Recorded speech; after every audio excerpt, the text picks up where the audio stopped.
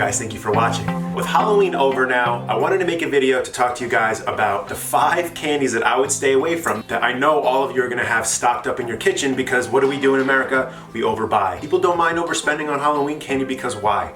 You get to nosh on it for the next month, and what that goes into, the holidays, Thanksgiving, you got Christmas, New Year's, and that's why people gain so much weight. Halloween is the kickstart to that. It's totally cool to indulge in your cravings for sweets once in a while, as long as you're balancing your lifestyle. But what do we do a lot of? We overeat, because these things don't keep us full. For fun size candy especially, you can't just have one. But it's easy to kind of get carried away eating these things because they're fun size, because you feel like you're just having, a small portion of it, when it's 6 wrappers later and you're like, what did I just do? My stomach hurts. So let's get into it, the 5 candies that I would stay away from, starting right now.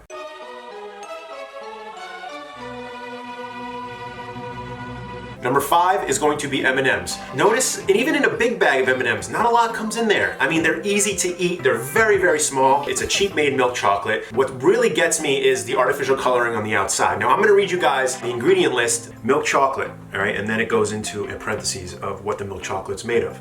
Sugar, chocolate, skim milk, cocoa butter, lactose, milk fat, soy lecithin, salt, artificial flavor, sugar, cornstarch, and then we get the less than 1% of. Love that. Corn syrup, dextrin, coloring. Now this is the big thing here, which is why M&M's is number 5 on my list. Blue 1 Lake, yellow 6, red 40, yellow 5, blue 1, red 40 Lake, blue 2 Lake, yellow 6 Lake, blue 2, and gum acacia.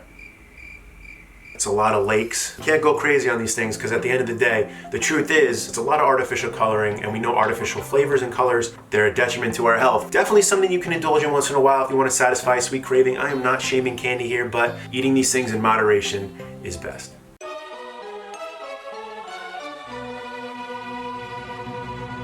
Number 4, we got Reese's Pieces. Now, Reese's Pieces don't even contain chocolate, guys. Riddle me that. Why don't they contain chocolate if it's chocolate and peanut butter is what makes up a Reese's? So Reese's Pieces to me seem pretty fishy just in that aspect. Like M&M's, they're artificially colored on the outside as well. We all know that Reese's are amazing. It sucks because they're obviously not healthy for us and they cause weight gain. But let me read you what's in Reese's Pieces though, because there's no milk chocolate and that's pretty weird to me. We got sugar, partially defatted peanuts.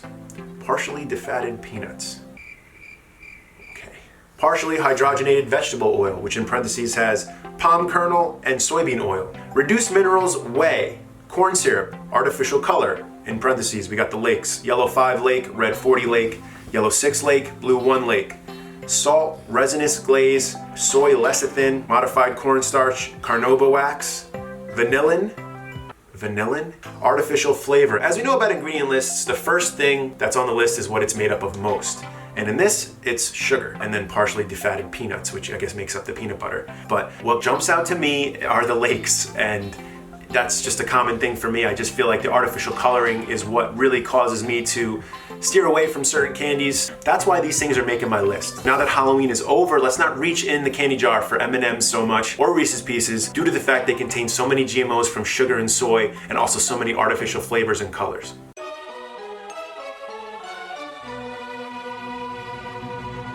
The watermelon Sour Patch Kids are definitely something that's popular, definitely something that's tasty, but you know if you eat too much of these things, your tongue feels like someone just took a sandpaper and scraped every taste bud off. That's basically how I felt in the past after eating, too many of the Sour Patch watermelons. So I know the watermelons, the regular Sour Patch Kids, we all like that sweet and sour type taste. The thing about Sour Patch Kids, they're full of artificial colors. We don't like artificial, we don't like GMOs, giving you the reds, the greens, the crazy colors of the rainbow. The biggest ingredient is sugar, and then we got invert sugar. Corn syrup, high fructose corn syrup, that's a terrible type of shelf life ingredient that causes things to last over a long amount of time, that causes a lot of problems for our body when consumed in excess. Modified cornstarch, citric acid. We got tartaric acid, which actually gives you that sour taste, which is found in wine, grapes, so that's probably something that's not that bad for you. It's not something that would raise a red flag to me, because it comes from a naturally occurring organic compound. Natural and artificial flavors. What's natural in there? Tell me I'd rather know what's natural. What do they mean by natural? And then we got titanium dioxide. So titanium dioxide is found in paint. It's found in cosmetics. We got things that go into paint and cosmetics in candies that kids are eating, we're eating. I think I saw something way back about how paint is in cereal. so I'm sure it's used in a bunch of other shelf life foods. Just like when we eat too much Cinnamon Toast Crunch, like you would put your tongue and run it across the roof of your mouth. It gets like gritty. I don't know, is that a best way to say it? I don't know. I'm guessing and trying to put, two and two together that that's probably one of the reasons why our mouths get different feelings from eating the certain things that are in this, because we're not supposed to be eating them. We got red 40, yellow 5, and blue 1. So more artificial colors. Sour Patch Watermelon's number 3 on my list of the Halloween candies we should stay away from after Halloween.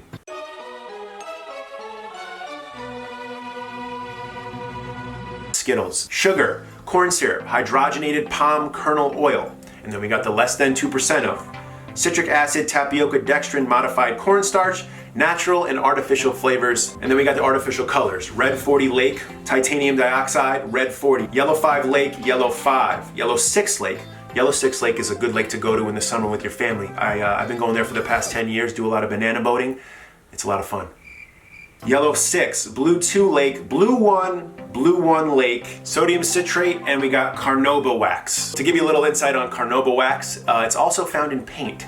Just like titanium dioxide, also found in some household cleaning products, and this is what they're putting in candy. I mean, that right there is enough for me to just say no. And I just can't believe that they're pushing this to little kids. Think about a kid's growing body that's eating candy that has things in it that go into paint, that go into cleaning products. You might as well just take a thing of Windex and just spray your mouth as your candy fix. All right, so we made it to the number 1 candy I want you guys to stay away from post-Halloween. Now, I could have put Skittles right here. Easily could have put Skittles right here, but once you hear what's in this candy's ingredients, you are going to realize why it's number 1.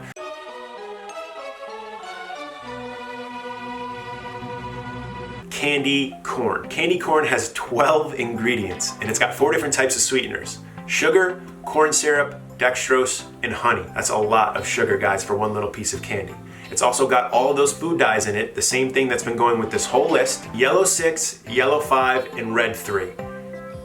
I keep reading these things and they got all these like weird yellow 5, yellow 6, blue lake 1. That's the problem. I mean, like, no one really thinks about what's in these foods, in these candies. And yellow 6 and yellow 5 have caused tumor growth in animal testing. So, I mean, if these things are carcinogenic and we're eating them, and I don't want you guys to be alarmed, but I'm just saying, if it's happening in animals, it's something that you have to think about when you're going to grab these types of candies to be eating. Candy corn isn't vegan, and it's not even vegetarian. It's made with traces of animal hides and bones, which make up gelatin. Another reason why you just don't even want to have candy corn. The vegans can't even enjoy it. Confectioner's glaze comes from this thing called lac resin, which is like a lac bug.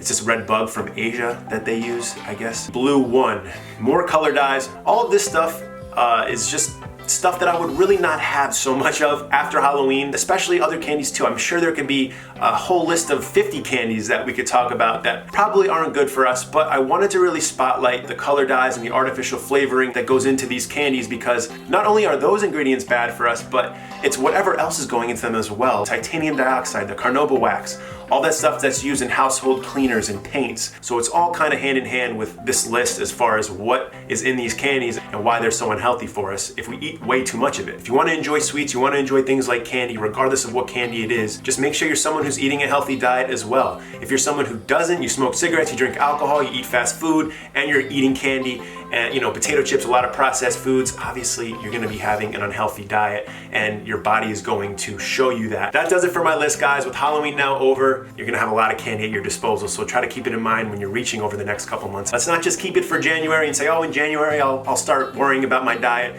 Let's think about it right now, especially with what's going to be happening with food in all of our lives over the next couple months. And if you guys are looking for healthier types of sweets, it's always good to check out recipes that are made with natural ingredients, especially the one I just made, pumpkin spice protein balls. I'll have that at the end of the video as a slide you can click on. But what other types of candies would you guys be having instead of these candies? Were there any type of candies that I missed that are still terrible for us that you would have put on your list? Let me know in the comments below. Also, don't forget to subscribe for more content and for another video. My name is Brett Cap. Thank you guys so much for watching. I'll see you next time.